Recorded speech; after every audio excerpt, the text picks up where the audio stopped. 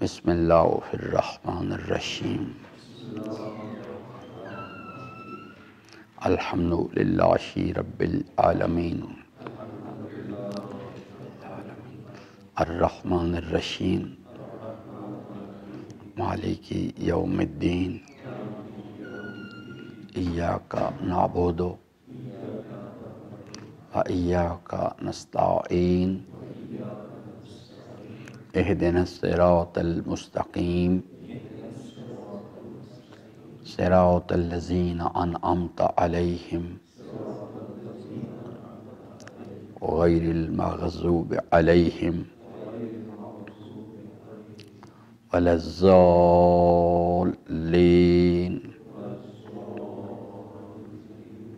صدق اللہ مولانا العظیم وصدق رسولہ الکریم وصلی اللہ علی سیدنا ونبینا محمد وآلہ الطاہرین۔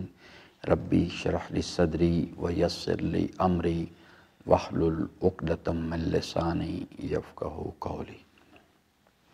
حضرات محترم، سورہ مبارکہ الحمد کے مطالب میں ہم اپنی بات کر رہے تھے، اور جیسا کہ میں نے عرض کیا کہ قرآن کریم اللہ تبارک و تعالیٰ کا کلام ہے۔ اللہ تبارک و تعالیٰ نے اس کلام کو نازل فرمایا ہے انسانوں کی ہدایت کے لیے، اور یہ انسانوں کو ہدایت دیتا ہے برائے انسان سازی۔ ہم نے اللہ کا بندہ بننا ہے۔ یہ انسان سازی کا جو پروگرام ہے، جو سورہ مبارکہ الحمد میں بیان کیا گیا ہے، یہ 3 مراحل پر مشتمل ہے۔ پہلے مرحلے میں جو چیز ہے وہ ہے کہ انسان کی شناخت کو ٹھیک کیا جائے۔ یہ شناخت کو ٹھیک کرنے کا جو حکمت عملی ہے، آپریشنل اسٹریٹجی جو ہے، وہ سورہ مبارکہ جمعہ میں جا کے اللہ تعالیٰ نے اس کو بیان فرمایا ہے، اور اس میں جو پہلا مرحلہ ہے وہ بھی 3 مراحل پر مشتمل پروگرام ہے۔ پہلا مرحلہ ہے یتلو علیہم آیاتہ، دوسرا مرحلہ ہے یزکیہم، اور پھر تیسرا مرحلہ ہے وَيُعَلِّمُهُمُ الْكِتَابَ وَالْحِکْمَةَ۔ یہ 3 مراحل جو ہیں، اس میں سے فرد ہو یا کوئی انسانی معاشرے ہوں، ان کو گزارا جائے تو وہ اگر اس کو کامیابی کے ساتھ طے کریں تو وہ اس مقام پر جا پہنچیں گے، جو یعنی اس منزل کو چھو لیں گے جا کے۔ وَمَا خَلَقْتُ الْجِنَّ وَالْإِنسَ إِلَّا لِيَعْبُدُونِ۔ اگر یہ کام جو ہے کسی یعنی فرد کے ساتھ یا کسی قوم کے ساتھ، کسی گروہ کے ساتھ اس پروسیس سے وہ نہیں گزریں گے یا ان کو نہیں گزارا جائے گا، تو اس کا جو رزلٹ اب ان کانوا من قبل لفی ضلال مبین، وہ کھلی کھلی گمراہی میں چلے جائیں گے۔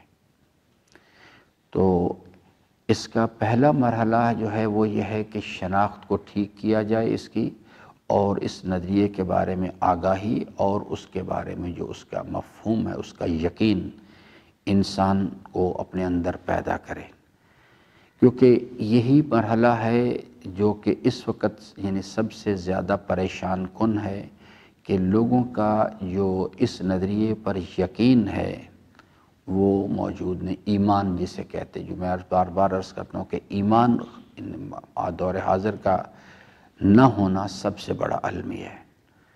تو اس نظریے کا یقین جو ہے اس کو پیدا کیا جائے، کیونکہ اسی پر آگے ساری عمارت تعمیر ہونی ہے۔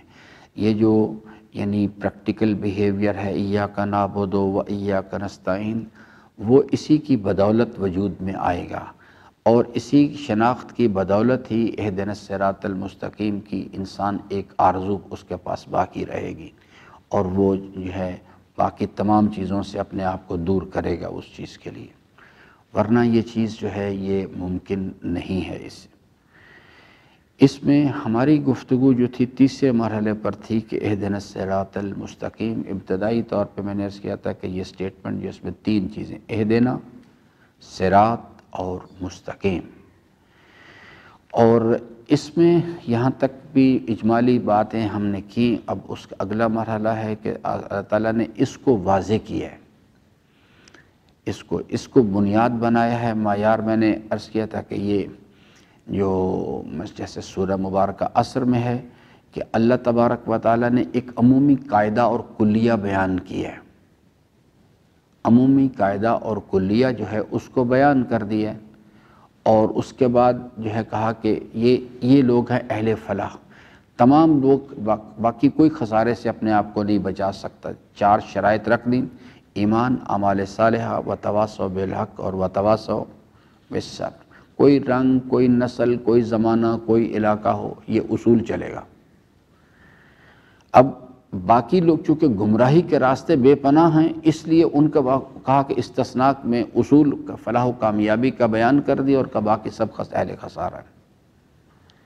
یہاں پر بھی اللہ تبارک و تعالیٰ نے اس کو اس طرح سے سمجھا ہے کہ یا تو یعنی صراط مستقیم کا ذکر کیا اور کہا کہ یہ جو ہے، اور اس کو فارمولہ سمجھا دیا کہ وَانِعْبُدُونِی ھَذَا صِرَاطٌ مستقیم، وہ سمجھا دیا۔ پھر کہا کہ اگر آپ اس کا عملی نمونہ دیکھنا چاہتے ہیں تو وہ چیزیں لَقَدْ كَانَ لَكُمْ فِي رَسُولِ اللَّهِ أُسْوَةٌ حَسَنَةٌ یاسین والقرآن الحکیم اِنَّکَ لَمِنَ الْمُرْسَلِینَ عَلَىٰ صِرَاطٍ مستقیم، یہ عملی نمونہ ہے۔ باقی جو چیزیں اس کے غیر جو ہیں، وہ جو اس پر جو وَانِعْبُدُونِی ھَذَا صِرَاطٌ مستقیم پر نہیں چلتے، وہ سب اس کے غیر ہیں۔ وہ جو غیر ہیں ان کو پھر آگے 2 گروہوں میں تقسیم کر دیا، ایک مغضوب ہیں اور ایک ضال ہیں۔ اب اس کو اچھی طرح سے سمجھنے کی ضرورت ہے، کیونکہ یہ سب باتیں ہمارے بارے میں اس وقت ہو رہی ہیں، یعنی جو ہم لوگ یہاں بیٹھے ہیں یا یہ ماحول ہے سب، کیونکہ یا انسان جو ہے وہ صاحبان انعام کے راستے پہ ہوگا اور یا پھر ان کے غیر میں ہوگا۔ اگر غیر میں ہوگا تو یا تو مغضوب کی طرف چلا جائے گا یا ضال کی طرف چلا جائے گا، یہ کمبینیشن بنے گے، ان کے ڈیفرنٹ پرموٹیشنز اور کمبینیشنز بنتے ہیں پھر آپس میں۔ تو ایک انسان جو ہے وہ کلمہ پڑھنے کے باوجود بھی مغضوب ہو سکتا ہے، ایک آدمی جو کلمہ پڑھنے کے باوجود بھی ضال ہو سکتا ہے۔ اس کو اب اچھی طرح سے سمجھنے کی ضرورت ہے، اس کو ہم مختلف جو قرآن کریم کے مباحث ہیں اس کو اس کے ساتھ شامل کریں۔ آج کی جو ہماری گفتگو ہے وہ یہ ہے کہ اللہ تبارک و تعالیٰ نے صاحبان انعام کا خود تعارف کرایا ہے کہ اولئک الذین انعم اللہ علیہم، سب میرے ساتھ مل کے پڑھیں تاکہ آپ کو یاد ہو جائے کہ جب ہم اس کو پڑھیں سورہ الحمد کو نماز کی حالت میں پڑھیں یا کسی حالت میں، ہم اللہ تعالیٰ کے ساتھ سوچ سمجھ کے بات کریں، بالکل کہ پروردگارہ جس قسم کی کیپیسٹی ہو اس کے مطابق اللہ سے بات کریں۔ مثال کے طور پہ ایک آدمی کہتا ہے کہ جی صاحبان انعام ہیں کون؟ اولئک الذین انعم اللہ علیہم من النبیین والصدیقین والشہداء والصالحین، یہ 4 گروہ ہیں۔ یہ جو اب جب ہم کہتے ہیں پروردگارہ اہدنا الصراط المستقیم صراط الذین انعمت علیہم، تو اسی وقت ہی اللہ تعالیٰ سوال کرتا ہے بھئی کیا کہنا چاہتے ہو، کیا چاہتے کیا ہو تمہیں معلوم ہے یعنی صاحبان انعام کون ہے؟ تو اگر میں نے صرف ایک لفظیں یاد کی ہوئی ہیں تو میرے پاس تو کوئی جواب ہی نہیں ہوگا اس چیز کا۔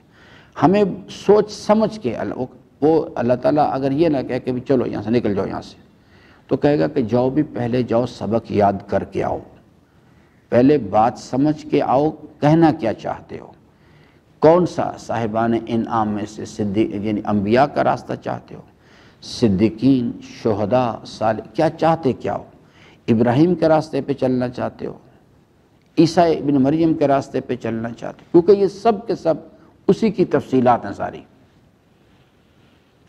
حضرت امام حسین علیہ السلام کے راستے پر چلنا تو میرے عزیزان جو ہے نا، یہ یعنی اس راستے کے مقام عشق کی بھی معراج ہے۔ یہ حضرت امام حسین علیہ السلام کے راستے کو سمجھنا بڑے بڑے عارفین نہیں سمجھ پاتے، بڑے بڑے عارفین نہیں سمجھتے اس بات کو۔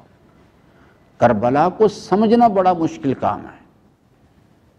جب تک انسان اپنے آپ کو اپنے علی اکبر کو قربان کرنے کی یعنی صلاحیت نہیں پاتا، اسے سمجھ ہی نہیں آتی باتیں اسے۔ تو اس لیے آج کی جو گفتگو ہے صاحبان انعام میں سے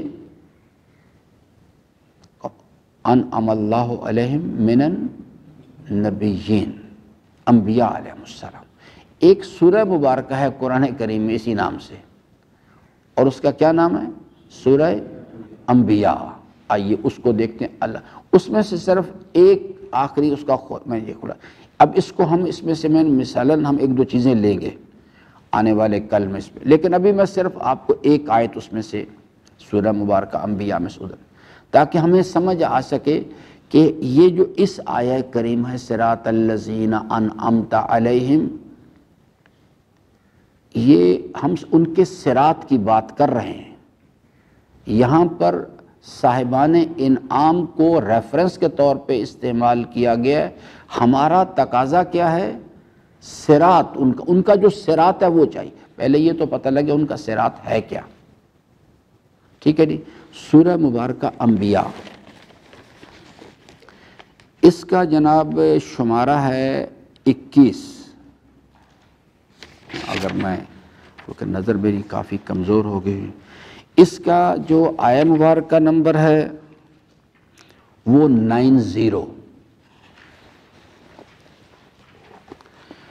اس کا شمارہ ہے 21 اور اس کی آیہ مبارکہ جو ہے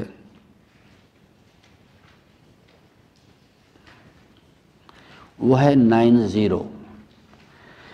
ارشاد رب العزت ہے، اعوذ باللہ السمیع العلیم من الشیطان اللعین الرجیم، فاستجبنا له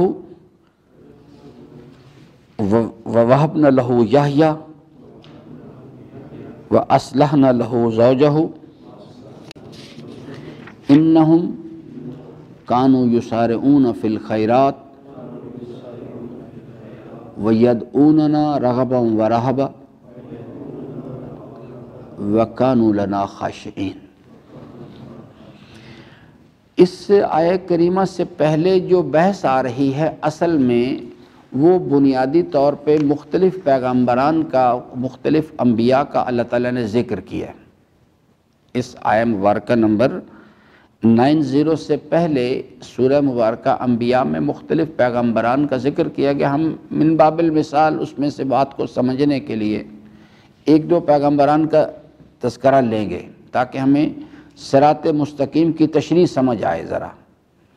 لیکن یہ جو آیہ کریمہ ہے یہ اس کو پوری بحث کو، اس کا آدھا حصہ جو ہے وہ مربوط ہے پہلی بحث کے ساتھ، اور جو آخری حصہ ہے، دوسرا حصہ ہے، وہ اس میں اللہ تعالیٰ نے چیز کو کنکلوڈ کر دیا۔ اللہ تعالیٰ فرماتا ہے کہ اس سے پہلے حضرت زکریا علیہ السلام کا ذکر کیا جا رہا ہے کہ وَزَكَرِيَّا إِذْ نَادَى رَبَّهُ رَبِّ لَا تَذَرْنِ فَرْدًا وَأَنْتَ خَيْرُ الْوَارِثِينَ۔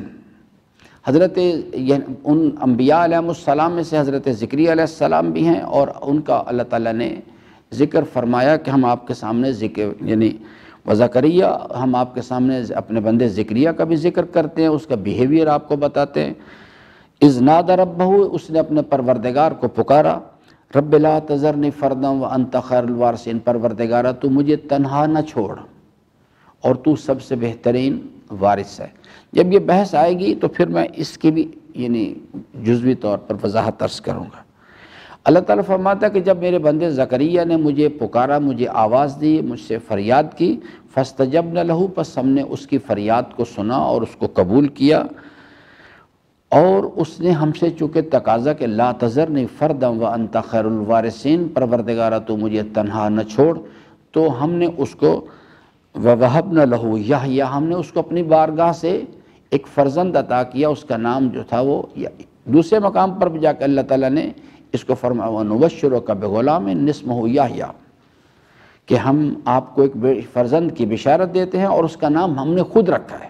حضرت یحییٰ علیہ السلام کا نام جو ہے یہ اللہ تبارک و تعالیٰ نے خود اس کو معین فرمایا۔ وَوَهَبْنَا لَهُ یحییٰ، ہم نے اس کو فرزند عطا کیا۔ وَأَصْلَحْنَا لَهُ زَوْجَهُ، ان کی اہلیہ جو تھی چونکہ وہ ان میں یہ صلاحیت جن کی ختم ہو گئی تھی، تو اس واسطے اللہ تعالیٰ نے دوسری بھی منت گزاری کی اور ہم نے ان کی اہلیہ کی اصلاح کر دی، یعنی ان میں وہ جو صلاحیت کا فقدان پیدا ہو گیا تھا اس کو دوبارہ سے اس کو عطا کیا۔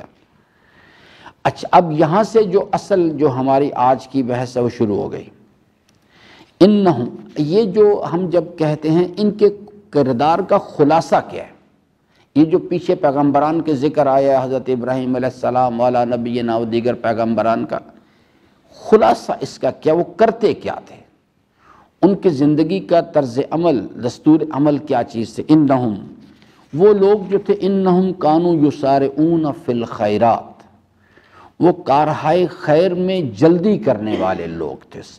والسابقون السابقون، وہ اس میں عجلت کرتے تھے، دوڑتے تھے، ان کو پیچھے سے دھکا نہیں دینا پڑتا تھا، ان کو بار بار تقاضے نہیں، ان کو صرف اتنا پتہ لگتا تھا کہ اللہ تبارک و تعالی نے اس چیز کو کار خیر قرار دیا ہے، وہ دوڑتے تھے اس کی طرف۔ انہم کانوا یسارعون فی الخیرات، وہ لوگ جو ہیں ان کے اندر جو اللہ تعالیٰ کے جلال و اس معرفت کے نتیجے میں الحمدللہ رب العالمین کی اس شناخت کے بدولت ان کو جب یہ پتہ لگتا تھا کہ اللہ تبارک و تعالیٰ کی بارگاہ میں یہ عمل جو ہے اس کو کار خیر قرار دے دیا گیا ہے، وہ اس کو پسند کرتا ہے، تو وہ لوگ اس کی طرف یسارعون فی الخیرات، دوڑتے تھے اس کمال کی طرف۔ اور دوسری چیز ہے، کبھی اپنے علم پر، اپنی قدرت پر، اپنے عمل پر بھروسہ نہیں کیا انہوں نے، اپنے قدرت پر، اپنی صلاحیت پر، اور جو عمل انجام دیتے تھے کبھی اس پر ان کا بھروسہ۔ وَيَدْعُونَنَا رَغَبًا وَرَهَبًا، وہ لوگ جو ہیں وہ دونوں، یعنی جس وقت حالت امن ہوتی تھی، یعنی شوق کے منازل ہوتی تھی، اس وقت بھی ان جب اللہ تعالیٰ کی توفیقات یا خوف کی حالت جو ہوتی تھی، دونوں صورتوں میں ان کی امید اللہ کے ساتھ ہوتی، وہ اس کی طرف، یہ ان کا یاد رکھے گا، یہ کلیدی نقطہ ہے۔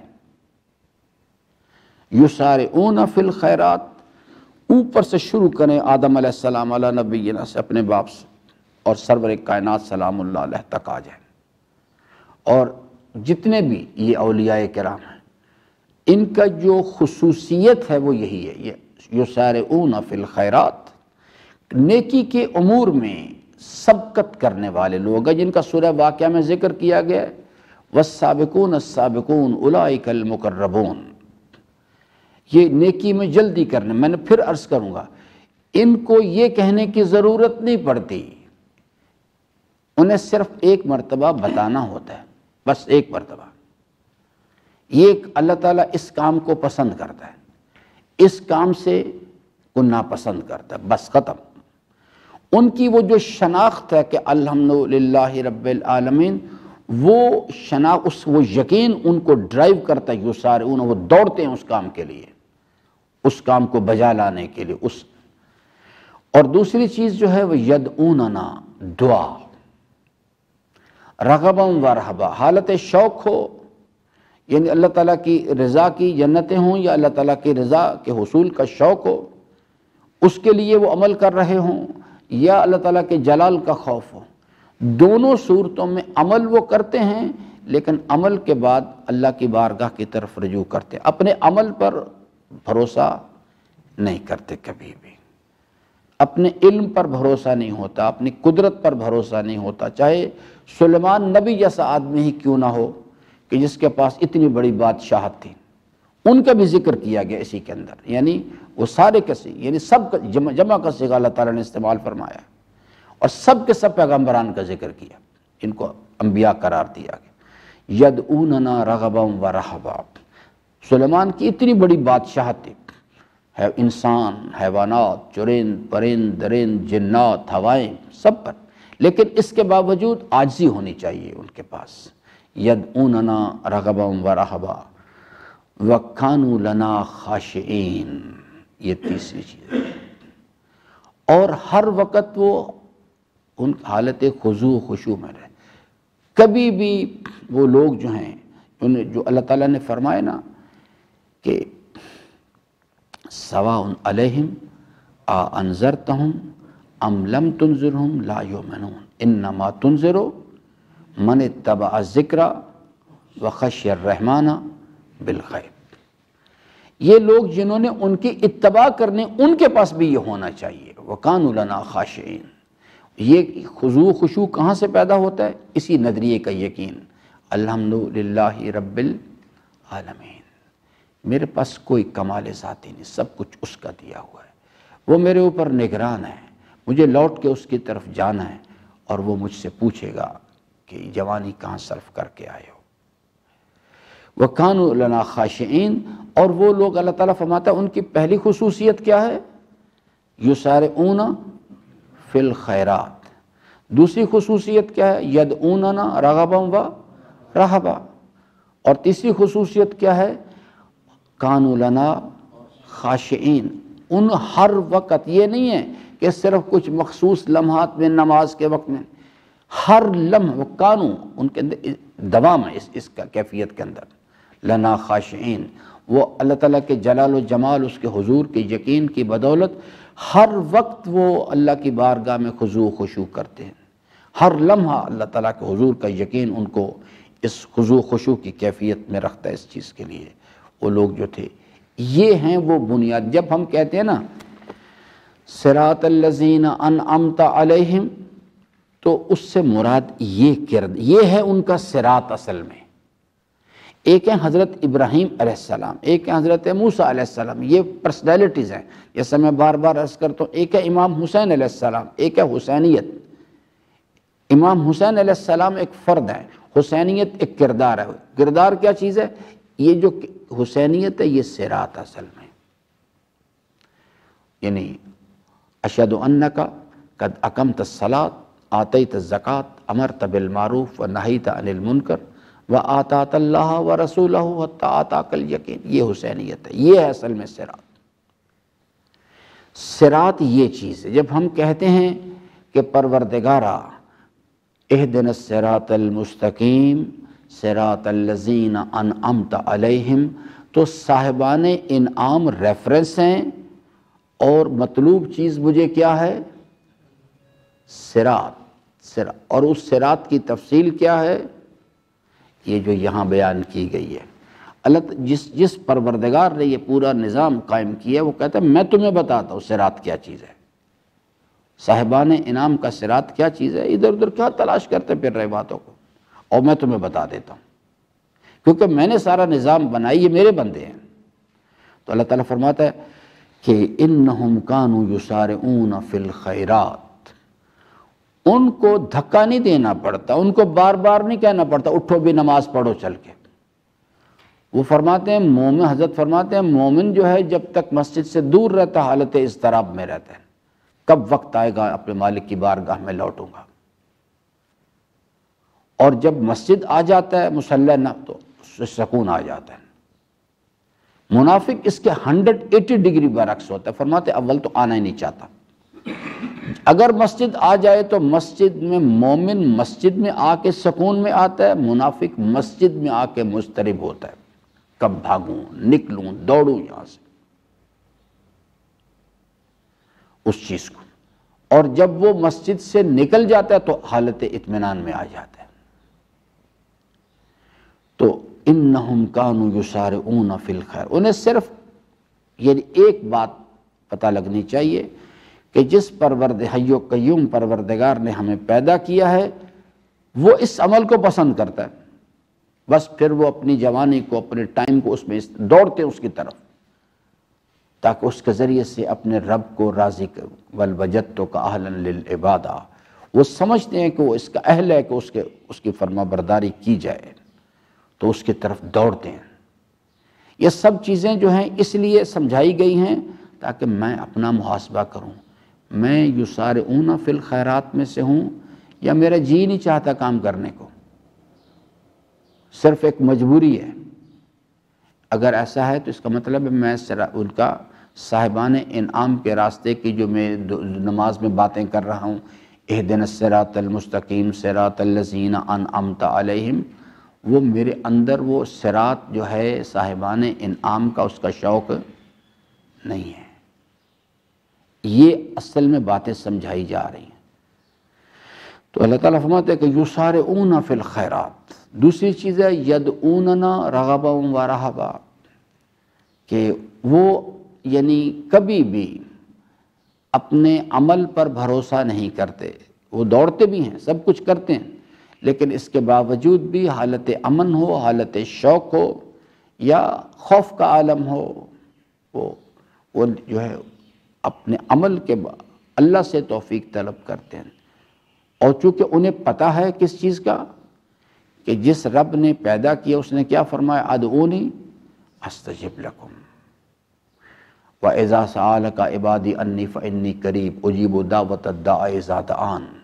انہیں اس کا یقین ہوتا ہے ان باتوں کا، اس یقین کی بدولت وہ اس کے ہر وقت وہ اس کی طرف رجوع کرتے ہیں، ہر وقت اس کی بارگاہ میں ان کی، یعنی وہ جو ہے نا کبھی زبان حرکت کرتی ہے اور کبھی ایسا ہوتا ہے اذ نادى ربہ ندان خفیہ مخفی، دل ہی دل میں اللہ سے ہر وقت باتیں کرتے رہتے ہیں۔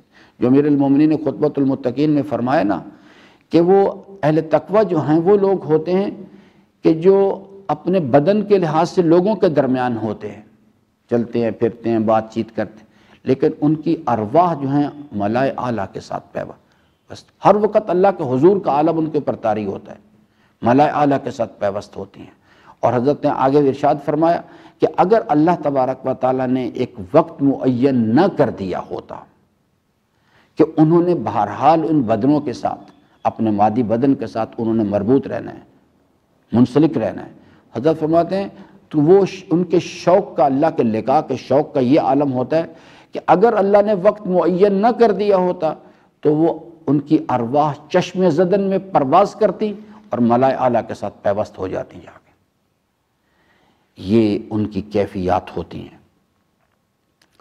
وَكَانُوا لَنَا خَاشِعِينَ، اللہ تعالیٰ کے جلال و جمال کا، اس کے حضور کا یقین جو ہے وہ ان کو ہر وقت ان کے اندر جو ہے نہ ان کو لاابالی پن اختیار کرنے دیتا ہے، لاپرواہی، لاابالی پن زبان کے استعمال میں، نگاہوں کے استعمال میں، ہاتھ کے بلکہ ہر وقت جو ہے وہ اس کا یقین جو ہے۔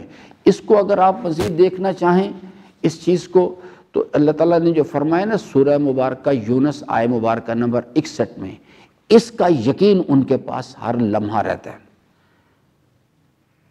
جو اللہ تعالیٰ فرماتا ہے نا کہ وَمَا تَكُونُ فِي شَانٍ وَمَا تَتْلُو مِنْهُ مِنْ قُرْآنٍ وَمَا تَعْمَلُونَ مِنْ عَمَلٍ إِلَّا كُنَّا عَلَيْكُمْ شَهُودًا إِذْ تُفِيضُونَ فِيهِ۔ یہ جو اس نظریے کا یقین ہے، یہ یقین ان کے اندر ہر وقت اللہ تعالیٰ فرماتا ہے وَمَا تَكُونُ فِي شَانٍ، آپ کسی حالت میں بھی ہو، اس کا خطاب اول سرور کائنات کے ساتھ ہے، لیکن ان کے ذریعے سے تمام نسل آدم کو آپ کسی بھی حالت وَمَا تَكُونُ فِي شَانٍ وَمَا تَتْلُو مِنْهُ مِنْ قُرْآنٍ، آپ اس جو قرآن ہم نے آپ کی طرف بھیجا ہے اس میں سے کسی حالت میں، حالت نماز میں، غیر حالت آپ تلاوت اس کی قرآن پڑھ رہے ہوں، وَمَا تَعْمَلُونَ مِنْ عَمَلٍ، یا آپ کوئی کسی کی زندگی کا کوئی بھی عمل انجام دے رہے إِلَّا كُنَّا عَلَيْكُمْ شَهُودًا، ہم آپ کے اوپر آپ کے ساتھ ساتھ ہوتے ہیں، آپ کے اوپر نگران ہوتے ہیں۔ اِذْ تُفِيضُونَ فِيهِ، جب آپ اس کا عمل کے اندر مصروف ہوتے ہیں، آپ کی توجہات عمل کی طرف ہوتی ہیں، مگر ہم آپ کے اوپر نگران ہوتے ہیں، آپ کے ظاہر کو بھی دیکھ رہے ہیں، آپ کے اس وقت اللہ تعالیٰ ہمارے ساتھ ہے، ہمارے اس ظاہر کو بھی دیکھ رہے ہیں، ہمارے باطن کو بھی دیکھ رہے ہیں۔ تو یہ جو حضور کی کیفیت ہے، یہ چیز جو ہے ان کو کیا کرتی ہے، وَكَانُوا لَنَا خَاشِعِينَ، ان کے اندر یہ خضوع و خشوع کی کیفیت، اور یہ پیدا ہوتی ہے کہ اللہ تعالیٰ کے حضور کے یقین، اللہ تعالیٰ کے جلال و جمال کے یقین کی بدولت۔ یہ ہے میرے عزیزان اس آیہ کریمہ کی چھوٹی سی تشریح کہ صراط، ہم کہتے ہیں پروردگارہ اہدنا الصراط المستقیم، میرے مالک کے تو مجھے صراط مستقیم پہ، کون سا؟ صراط الذین انعمت علیہم، صاحبان انعام میں کون لوگ ہیں؟ یہ چار گروہ، ان کا سب سے اول گروہ کون سا ہے؟ انبیاء، اولئک الذین انعم اللہ علیہم من النبیین۔ اللہ تعالیٰ نے پوری سورہ انبیاء نازل کی ہے اس کام کے لیے، تاکہ جو آدمی بھی یعنی صاحبان انعام کا صراط سمجھنا چاہے، میری درخواست ہے میں بھی پڑھوں، آپ بھی پڑھیں، اسے آپ کو سمجھ آئے گی۔ میں من باب المثال ایک دو چیزیں اس میں سے آپ کو میں، لیکن یہ چونکہ یہ آیہ کریمہ جو ہے، یہ آیہ کریمہ نمبر 90 جو ہے، اس کا جو آدھا حصہ ہے پہلا، وہ تو مربوط حضرت زکریا علیہ السلام کے ساتھ، وہ جو آخری حصہ ہے اس میں اللہ تعالیٰ نے پورا سمرائز کر دیا آدم علیہ السلام سے لے کے، کہا کہ ان سب کی خصوصیات یہ، ان کے اندر یہ کمالات پائے جاتے ہیں، یہ تین چیزیں. جب ہم کہیں نماز میں کھڑے ہو کے پروردگارا مجھے صراط الذین انعمت علیہم، تو ان کا صراط سے مراد پروردگارا مجھے ایسا بندہ بننے کی توفیق دے کہ پہلی چیز کیا ہے، یسارعون فی الخیرات، مجھے بھی میرے اندر وہ شوق پیدا کر دے کہ مجھے پتہ چلے کہ یہ عمل خیر ہے اور تو اس کو پسند کرتا ہے، تو میرے اندر وہ شوق پیدا کر، وہ ولولہ پیدا کر دے، میں اس کی طرف دوڑوں، نہ کہ مجھے دھکا دینا پڑے کسی کو آگے. مجھے ایسا نہ ہو کہ مجھے بار بار نصیحت کرنے والے آئیں اور آ کے نصیحت کریں اور میں ہلنے کے لیے بھی تیار نہ ہوں. یہ میسج ہے اس کے اندر، یہ کہ پروردگارا مجھے ایسا بندہ بنا دے کہ یسارعون فی الخیرات. دوسری چیز ہے یدعوننا رغبا ورہبا، اور تیسری چیز ہے وکانوا لنا خاشعین. یہ ہم یہ اصل سوال کرتے ہیں اللہ تعالیٰ سے، پروردگارا مجھے اس راستے کے بارے میں میرے اندر شوق پیدا، اس کی رہنمائی فرما دے، اس پر مجھے شوق پیدا کر دے، اس پہ عمل کرنے کی توفیق دے دے، اس پہ ثابت قدم کر دے مجھے. انشاءاللہ عزیزاً اللہ تعالیٰ سے امیدوار ہوں کہ اللہ تبارک و تعالیٰ ہم سب کو اپنے رضا کی راہیں جو ہیں ان کو شناخت کرنے اور ان پر عمل پیرا ہونے کی توفیق عطا فرمائے.